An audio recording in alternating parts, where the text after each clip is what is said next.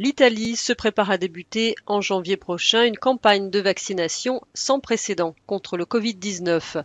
C'est le ministre de la Santé qui l'a annoncé en début de semaine. Mais qu'en pense la population?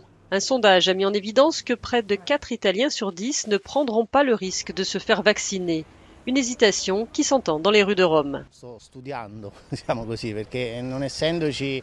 Personnellement, j'essaie encore de comprendre les différences entre les vaccins. J'ai des doutes. Je ne sais pas encore lequel il vaut mieux prendre. Si ce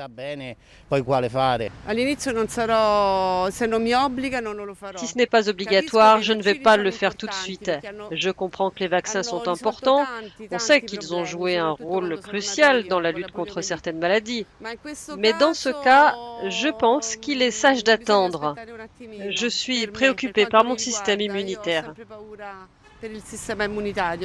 D'autres se montrent plus enthousiastes. Oui, je me vaccinerai. Je pense que les jeunes générations sont plus rationnelles par rapport aux plus âgés qui semblent assez conservateurs. Une grande majorité de mes amis veulent se faire vacciner. Le gouvernement italien ne prévoit pas de rendre le vaccin obligatoire. Il a aussi indiqué que les premières doses disponibles iraient aux personnes les plus à risque et les plus exposées, comme le personnel de santé. L'idée d'un passeport de vaccination est également avancée. Il permettrait de se déplacer à l'intérieur du pays ou de voyager à l'étranger. Les experts continuent d'appeler à la prudence et d'expliquer que le vaccin seul ne sera pas suffisant pour endiguer la crise.